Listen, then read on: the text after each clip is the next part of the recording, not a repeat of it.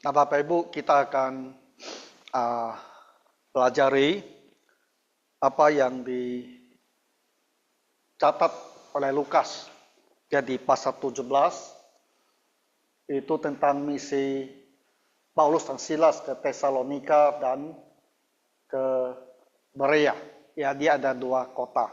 Tapi kita lihat dulu petanya. Nah, ini peta yang sangat cantik ya, benar tak? Benar ya?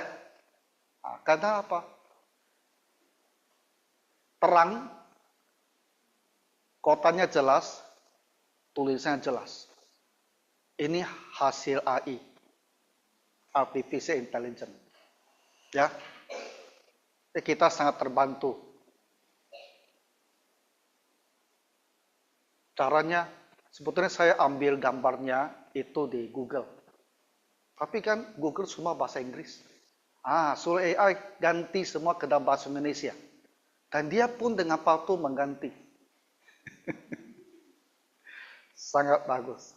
Saya pilih dari banyak gambar. Ini yang paling cantik. Supaya Bapak Ibu punya satu gambar yang jelas sekali. Bagaimana perjalanan Rasul Paulus. Ini yang kedua ya. Paulus ada 3 perjalanan misi. Yang pertama sudah dia akhiri ketika dia kembali ke Antioquia. Dan lapor kepada jemaat. Nah, ini bagian dari perjalanan yang kedua. Nah, hari ini kita lihat dia sudah di Filipi kan. Kemarin terakhir kita baca dia dari Filipi ya. Jadi dari Antioquia ini dia kedua kalinya dia maju ke Tarsus. Apa yang penting tentang Tarsus? Ada yang tahu? Ini kampung halamannya Paulus. Ya, Tarsus. Nah, ini Yerusalem ya. Ini daerahnya Israel. Di atasnya, ini kenapa turut putar ini? Saya pikir apa ini ekor terus. Kan jangan membingungkan mereka gitu. Ini Syria nih. Ya, Antioquia, ke Tarsus. Lalu dia kunjungi kota-kota yang sudah dia dahului. Sudah penginjilan. Pada perjalanan pertama. Dia kunjungi lagi. Kemudian dia kan sampai ke Troas nih. Kalian zaman dahulu ada baca sejarah Troas dan Sparta tak? Ada? Siapa yang ada? Ibu Neti selalu ada. Saya ada, dia selalu ada. Ya? Kalian baca ya? Itu paling seru tuh waktu saya SD itu. Kisah Sparta dan Troas. 2 suku Yunani yang suka perang. Nah, Troas.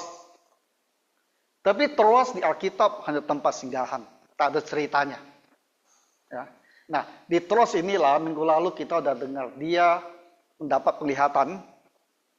Dan dia dari sini dia pindah ke Filipi. Jadi ini Asia kecil. Turki sekarang. Dia masuk ke Eropa. Filipi itu Eropa. Ya. Dia sampai ke Neapolis. Neapolis itu hanya pelabuhan. Lalu sampai di Filipi. Nah, dari Filipi ini kita baca tadi ya. Setelah saya jelaskan, saya mau Bapak Ibu itu kalau baca tes ini pasal 17 ngerti apa yang sedang terjadi di sini ya. Nah, jadi Paulus dan Silas dia setelah di Filipi, firman Tuhan bilang dia mengambil jalan ke Amfipolis, lewat Apolonia, lalu berhenti di Tesalonika. Pertanyaan kita adalah, kenapa dia tak berhenti di Amfipolis? Kenapa tak berhenti di Apolonia? Kenapa berhenti di Tesalonika? Ya kan? Betul tak? Kenapa dia lewatin aja gitu loh. Tapi di Tesalonika dia berhenti. Dan menghadap penginjilan situ. Apa sebabnya? Jadi ini perjalanan ya. Kemungkinan jalan kaki. Jalan ini namanya Via Egnatia. Via itu melalui. Jalan tadi dari daerah Filipi ini turun sampai ke Tesalonika. Jalan darat ini dibangun oleh Romawi, namanya adalah Via Egnatia, ya. Jalan Romawi melewati Amfipolis, Apollonia sampai Tesalonika, kurang lebih 150 sampai 160 km. Itu jauh sekali itu. Bisa bayangkan tak? Dari sini sampai Sekupang, tahu tak berapa kilometer? Sekitar 20. Nah. Jadi kalau 150 km, tapi pergi pulang, pergi pulang, pergi pulang, pergi. Itu 140 km. Nah, itu jaraknya. Dan mereka jalan kaki. Ya. Di satu hari kita jalan kaki mungkin 20-30 km. Ini perjalanan butuh sekitar 5 sampai 7 hari. Ya. Wah, jalan kaki ini. Nah, kembali ke pertanyaan tadi. Kenapa dia pilih Tesalonika? Ada sebabnya. Amfipolis secara militer itu kota penting, kota pertahanan. Tapi orang Yahudi di situ sangat sedikit. Dan juga tidak ada sinagog di situ. Tak ada rumah ibadatnya orang Yahudi. Jadi Paulus pikir kita lewati saja Amfipolis ini. Ya. Lalu Apollonia bagaimana? Ini benar-benar sebuah kota transit yang kecil. Pengaruhnya sangat terbatas, jadi tidak menjadi fokus daripada pelayanan misi. Contohnya ya, kalau orang bilang kita mau penginjilan ke Kepulauan Riau, ya, mau dari Singapura nih, mau penginjilan ke Kepulauan Riau, dia pergi ke mana? Pergi kemana? Tak mungkin dia pergi ke Moro kan? Betul tak? Atau pergi ke Pulau Buru? Kan tidak. Mereka pasti cari tempat yang lebih besar sehingga lebih berpengaruh. Nah, jadi mereka putuskan ke Tesalonika. Karena Tesalonika adalah ibu kota daripada provinsi Makedonia. Ya. Jadi daerah besar. Di situ ada pelabuhan besar, pusat perdagangan, dan yang paling penting, di situ ada sinagognya orang Yahudi.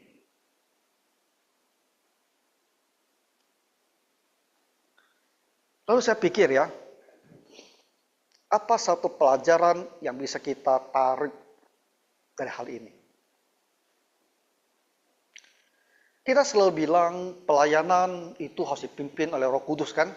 Betul tak? Dan itu benar, tak ada salahnya. Tapi kita tidak boleh lalu berpikir hikmat itu tidak dibutuhkan. Kebijaksanaan tidak dibutuhkan. Ya. Pendidikan, pengalaman, semua itu bisa mempunyai peran di dalam pekerjaan misi. Contohnya gini, kenapa Paulus pilih Tesalonika dan dia tidak pilih kedua kota ini? Itu semua dengan pertimbangan. Ya, kota mana yang bisa membuat pelayanannya lebih efektif dan lebih bermanfaat? Itu berdasarkan hikmat kebijaksanaan. Makanya dia berhenti di Tesalonika.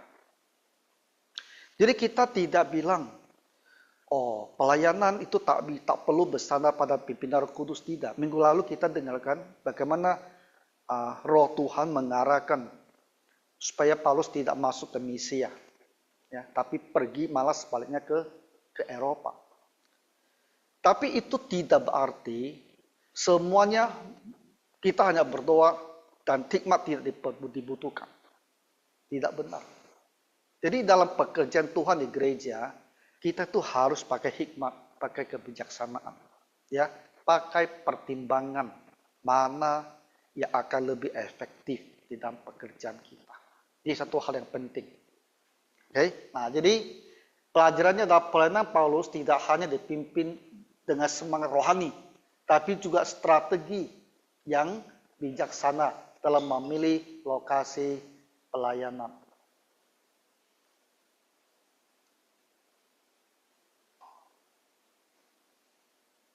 Umpamanya kita bilang, gereja kita mau buka satu pos PI, pos pelayanan. Mau buka di mana? Tentu kita harus pilih tempat di mana kita bisa berbuat lebih banyak. Bukan, ada seseorang punya satu rumah di Tanjung Pinggir. Tahu Tanjung Pinggir? Dia bilang gereja Kayu Batam, mau tak datang ke tempat saya di Tanjung Pinggir dan kita buka pos PI. Lalu kita pikir, oke, ada orang mau buka rumah, kita pergi. Bukan begitu caranya. Kita pikir, walaupun ada orang mau buka, tapi Tanjung Pinggir itu tempatnya kah? Itu tempat Islam semua itu. Dan berapa orang bisa kita jangkau di tempat itu yang semua Islam? Nah, jadi kita pikir, kalau kita punya resources, punya orangnya, punya tenaganya, punya dananya, dan mau buat sebuah pelayanan, kita harus pikir tempat mana yang paling efektif kalau kita lakukan pelayanan. Oke, sambil kita berdoa untuk pimpinan Tuhan. Jadi bukan hanya karena, aku mau begini, semangat, lebih daripada itu. Strategi yang bijaksana. Ya, oke, nah kita lanjut.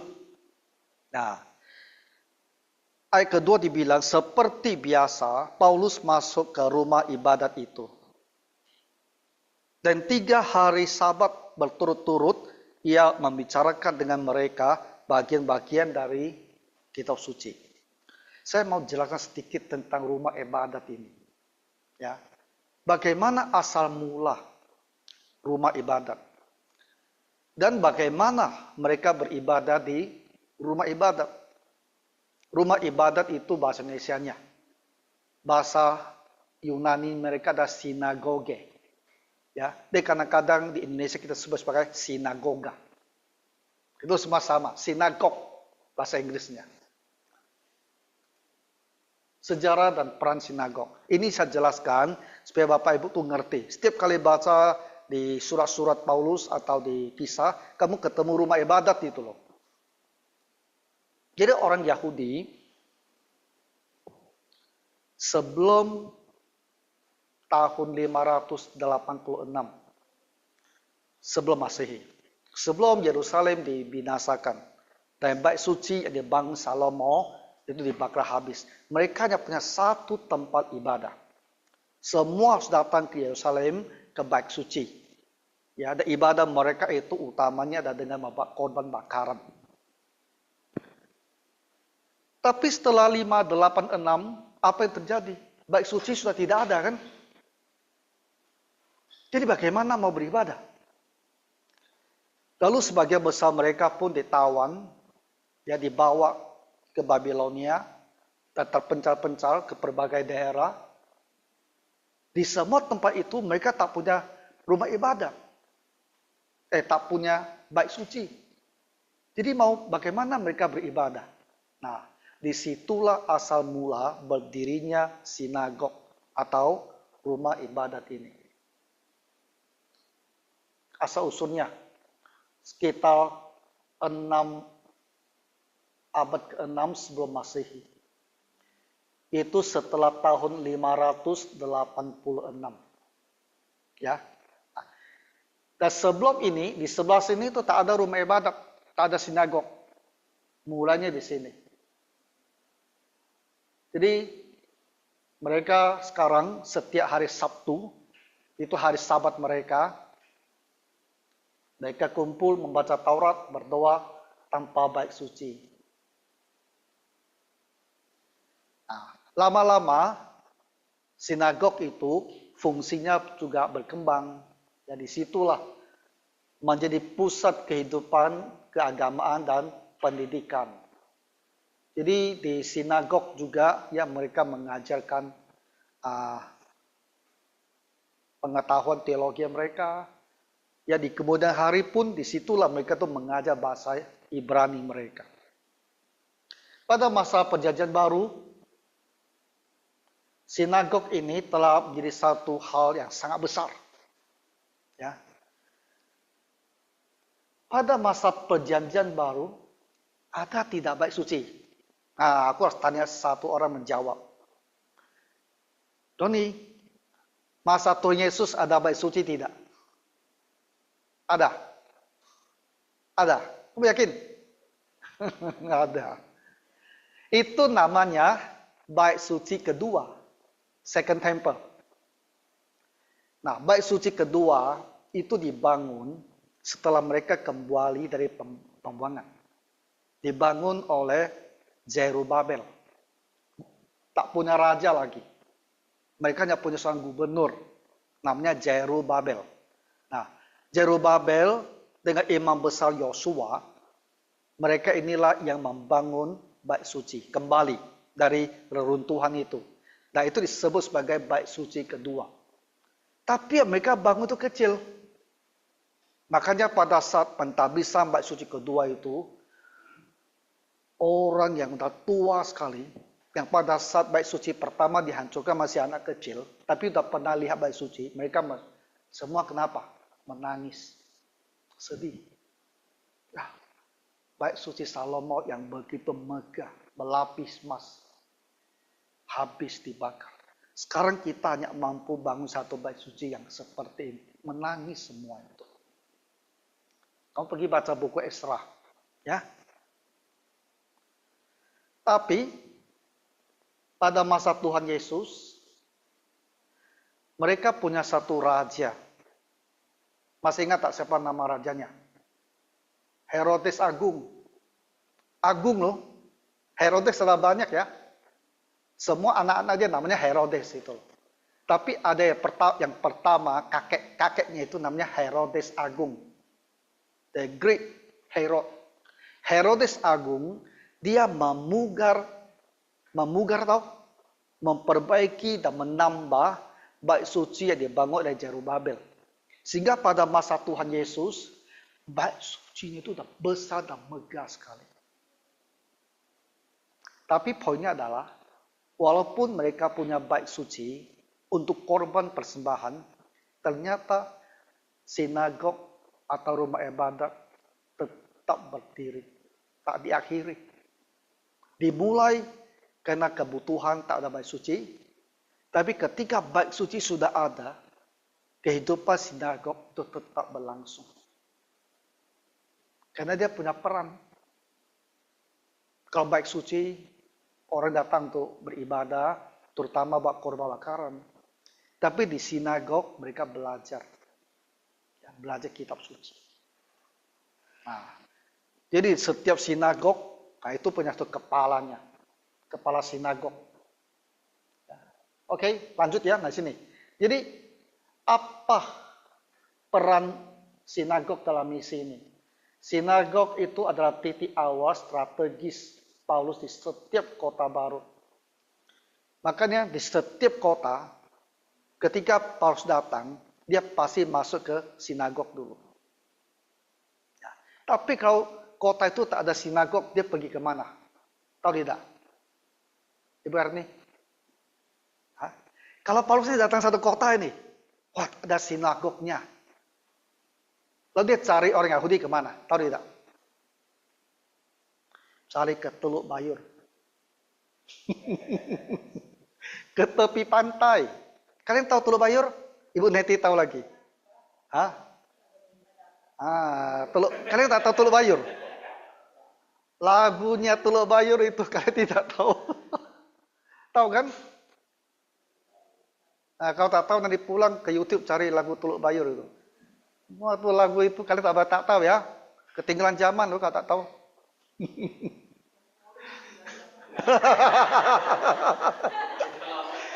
Yang tahu lagu itu artinya sudah tua.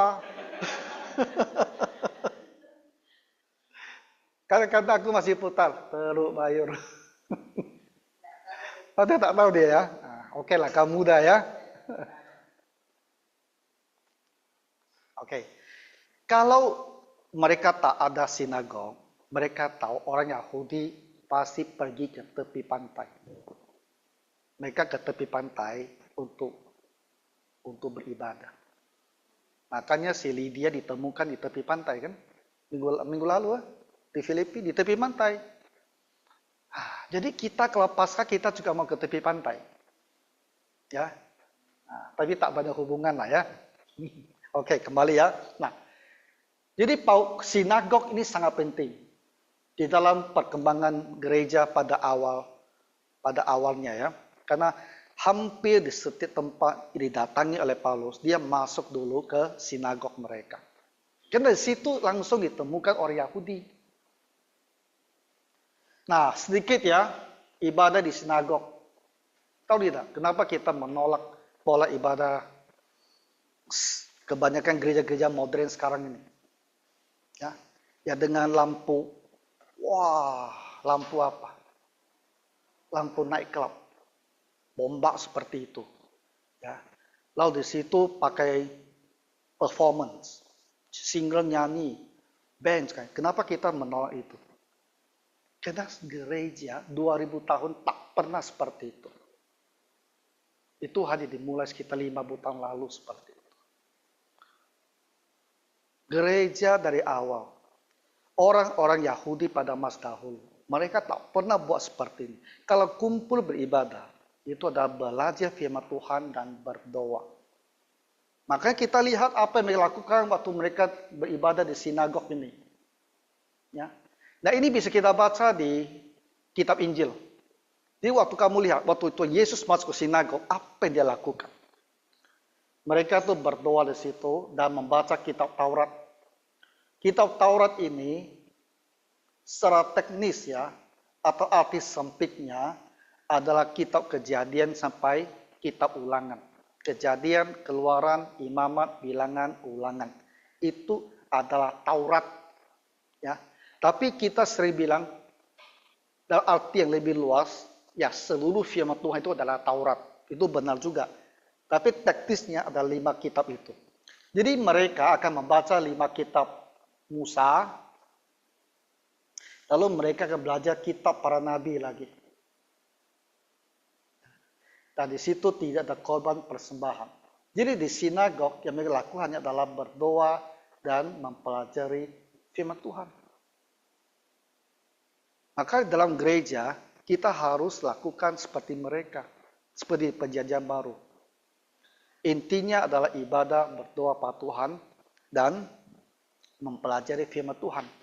Karena firman Tuhan mengajar kita apa kehendak Tuhan dan bagaimana kita harus hidup sesuai dengan kehendak Tuhan. Ya, nah oke, kita lanjut sekarang. Dan 3 hari Sabat ya, berarti ada 3 minggu berturut-turut dia membicarakan dengan orang-orang Yahudi ini bagian-bagian dari kitab suci. Ia menerangkannya kepada mereka dan menunjukkan bahwa Mesias harus menderita dan bangkit dari antara orang mati. Lalu ia berkata, inilah Mesias, yaitu Yesus yang kuberitakan kepadamu. Apa yang dilakukan oleh Paulus di sinagog? Dia menjelaskan kepada mereka bahwa menurut kitab perjanjian lama, Mesias yang dijanjikan itu, dia itu harus menderita. Dan dia itu harus mati. Tapi dia akan bangkit. Dan orang-orang Yahudi ini semua ngerti. Kan mereka kan juga punya perjanjian lama juga. Tapi poin pentingnya adalah, lalu siapa Mesias ini?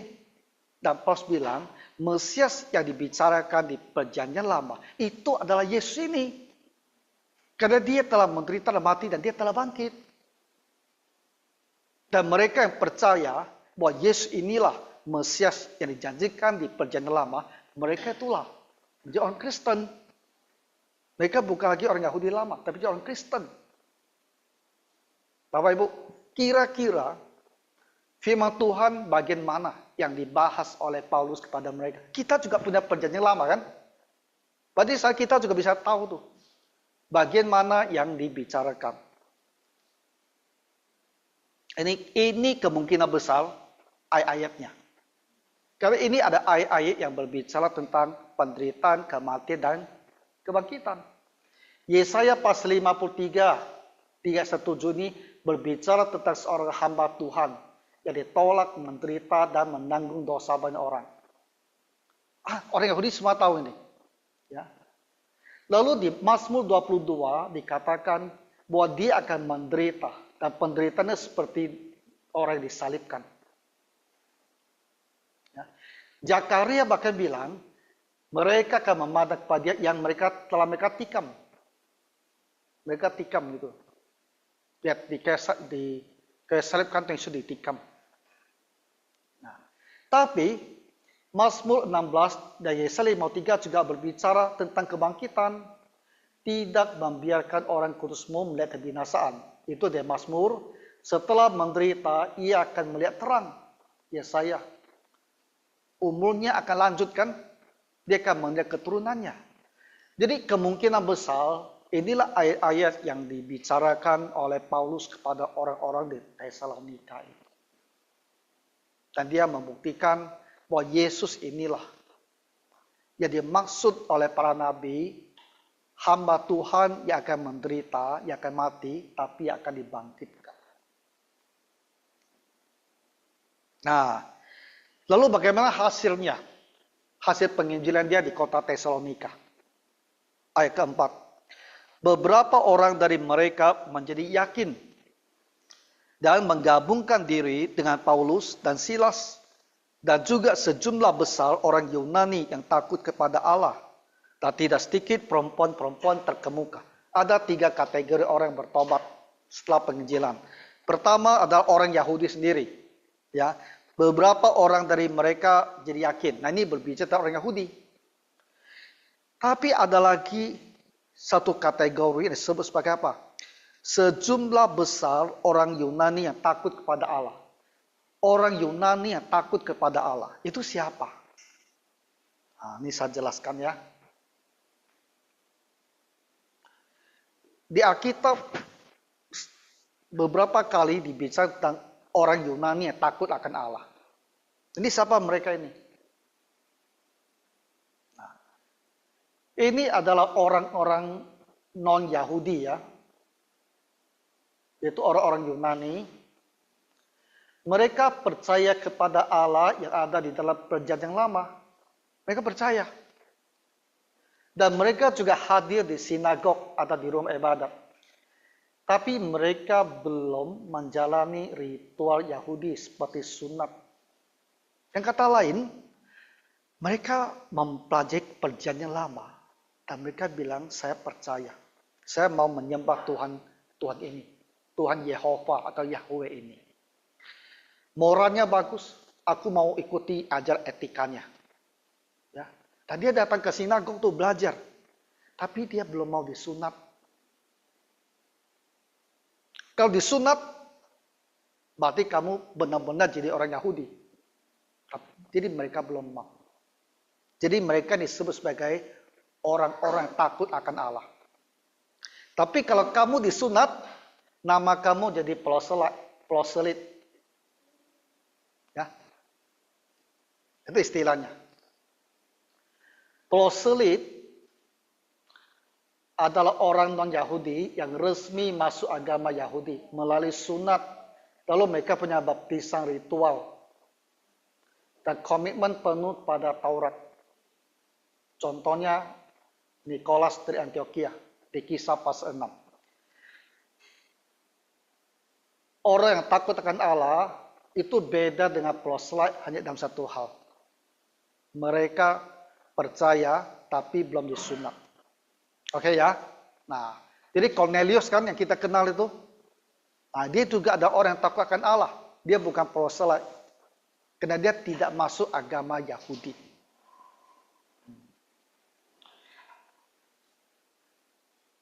Jadi pada masa perjanjian baru, satu perdebatan itu adalah apakah seseorang itu harus menjadi proselyte baru bisa masuk surga.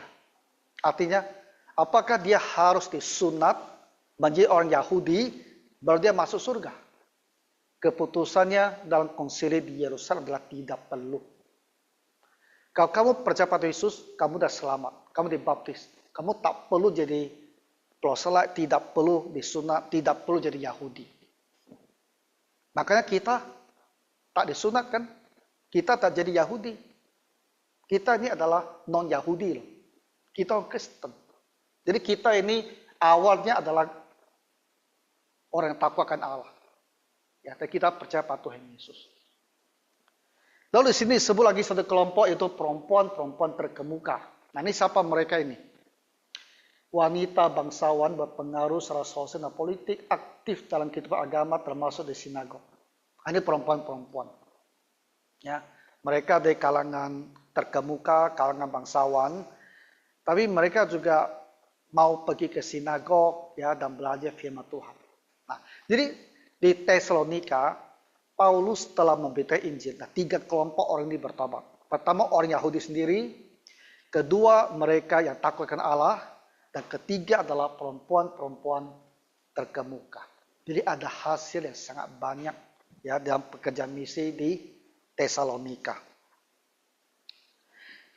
Tapi orang Yahudi lainnya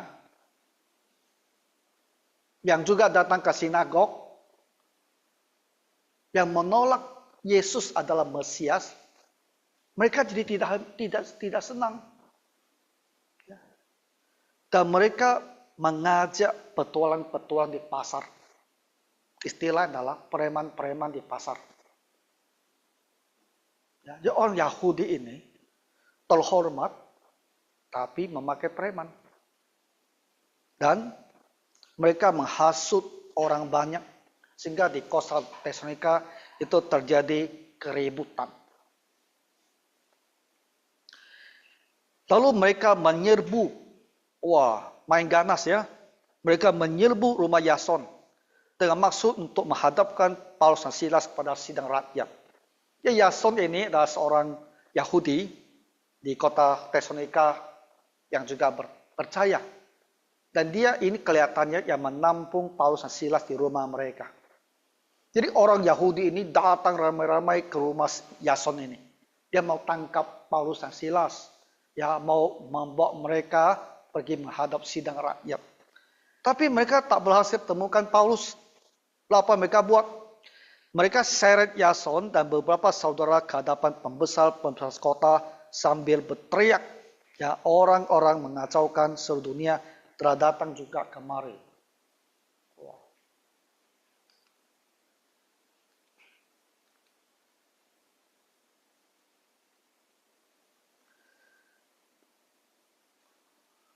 Yason ini adalah tuan rumah, tapi sekarang dia menjadi korban. Tuduhannya serius. Tuduhannya adalah Yason ini adalah bagian dari komplotan yang mengacaukan dunia. Kenapa? Dia mengatakan ada raja lain selain daripada kaisar. Di mana-mana ini adalah treason. Apa itu? Pemberontakan. Pengkhianatan. Karena dalam suatu negara hanya ada satu kaisar. Ya, tak bisa ada kaisar lain. Hanya ada kaisar Romawi.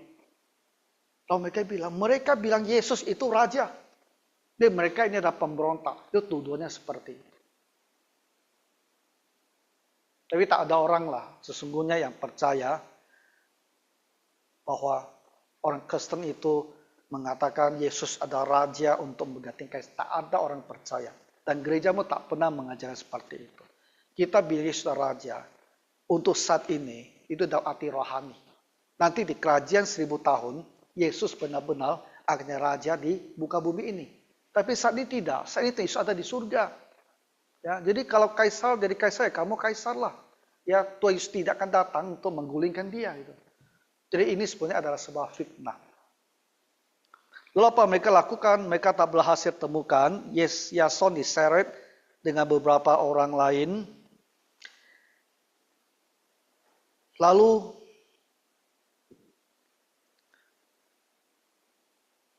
setelah mereka mendapat jaminan dari Yason dan saudara-saudara lain, mereka pun dilepaskan. Jadi Yason dan beberapa saudari mereka tangkap ya setelah kerusuhan ini. Di hadapan para pembesar, akhirnya mereka lepaskan dia. Dengan apa? Dengan jaminan tidak akan terjadi huru hara lagi. Nah, pembesar kota hanya butuh itu. Jangan ada lagi huru hara. Jadi kalian jamin tidak ada. Nah, bagaimana menjaminnya? Ada orang bilang itu dengan membayar uang jaminan.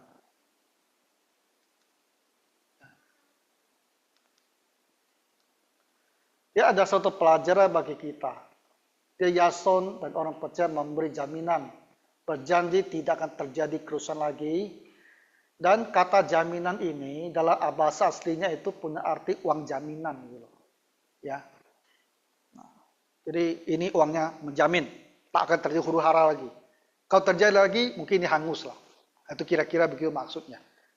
Jadi Yason dan saudara itu dilepaskan. Ya. Tapi mereka pikir bagaimana ya, apakah Paulus bagus masih tetap di Tesalonika? Atau mereka pikir lebih bagus tidak lah.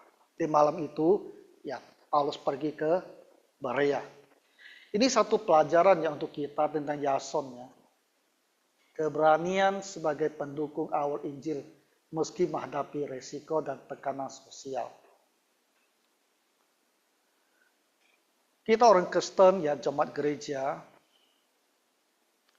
kita harus juga mempunyai semangat seperti ini. Ya. Kalau dalam hal penginjilan kan tidak berbuat jahat. Dan kalau sesuatu kekerasan harus terjadi, ya kita harus bersedia menanggungnya. Ya. Kalau ada harga harus kita bayar, ya kita harus belajar untuk membayar harga itu. Nah, itulah yang dilakukan oleh Yason. Nah, sekarang ke Berea. Berea itu hanya berdekatan ya, berapa puluh kilometer saja. Nah, Berea ini menarik orang-orang Berea berbeda. Padahal sama-sama orang Yahudi. Ya, dan mereka tuh kota bertetangga. Mereka ini mau menerima firman dengan kerelaan hati. Nah, waktu Paulus juga di sinagog mereka berbicara bahwa Yesus itu adalah Mesias, mereka mau terima. Mereka tidak seperti Yahudi di Tesalonika yang menolak lalu menimbulkan kerusuhan. Tapi mereka terima. Setelah mereka dengar, apa yang mereka lakukan? Mereka setiap hari menyelidiki kitab suci. Setiap hari mereka periksa kembali perjanjian lama itu. Apakah yang dikatakan Paulus itu memang demikian adanya? Mereka belajar. Maka mereka diyakinkan bahwa Yesus ini benar-benar adalah hamba Tuhan yang dinubuatkan oleh para nabi ini. Dan mereka menjadi orang Kristen. Belajar Alkitab. Nah, jadi pelajarannya untuk kita adalah belajar Alkitab setiap hari untuk lebih mengenal Tuhan. Kalian mau tidak? Supaya iman bisa lebih tumbuh, harus baca Alkitab. Kita jangan bilang, ini kan klise ya, klise, ngerti klise? Sesuatu diucapkan berulang-ulang, berdoa dan baca firman Tuhan. Anak-anak kan kita juga ngajar mereka kan, berdoa dan baca firman Tuhan setiap hari. Tapi itu memang benar. Kalau kamu benar-benar berdoa, dan benar-benar duduk dan baca firman Tuhan dengan sungguh-sungguh hati, kamu merasa dekat dengan Tuhan. Ya, lalu pengenalan kita tentang Tuhan itu pun bertambah. Kalau kita lakukan setiap hari bertahun-tahun, maka kita akan mengalami pertumbuhan yang sangat besar sekali.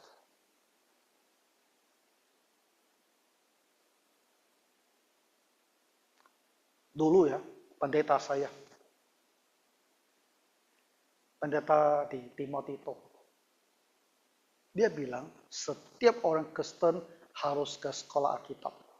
Kalau kita pikir masa semua orang sekolah Alkitab? Semua orang, kalian semua ya 4 tahun ya di STT.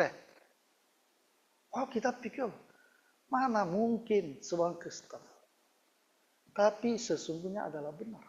Kalau kamu menjalani 4 tahun di STT dan belajar firman Tuhan yang teratur, pengenalan kamu tentang Tuhan pasti jauh-jauh lebih baik.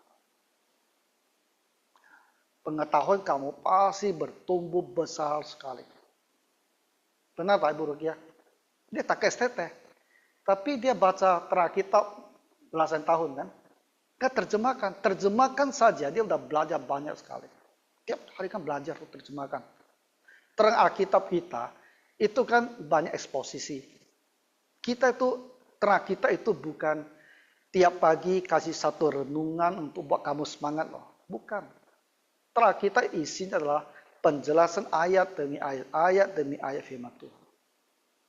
Karena tugas gereja adalah menjelaskan firman Tuhan ayat demi ayat, pasal demi pasal, buku demi buku, supaya jemaat mengerti dan mengajarkan bagaimana menghubungkan firman itu kepada hidup mereka.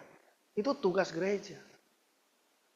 Nah, Alkitab itu adalah salah satu cara kita mengajar jemaat. Kalian baca enggak?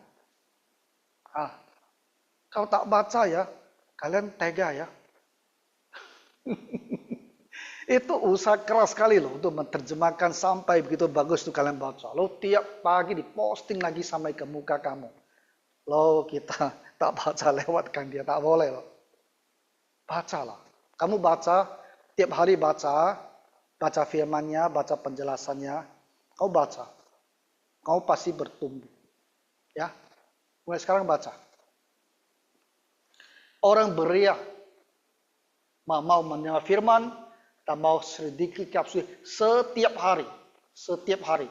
Jadi kita pun mau baca firman Tuhan dan baca terang Alkitab setiap hari. Kita mau jadi seperti orang berea. Nah, jadi orang berea 2000 tahun dapat nama baik. Benar kan? Oh, setiap orang kalau bicara belajar Tuhan, nah ingatnya siapa? Orang berea.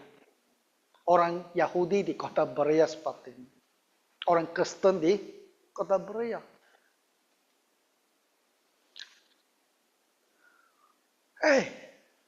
Orang-orang Yahudi Tesalonika itu ketika dia dengar Paulus ada Berea dan mereka tak senang lagi.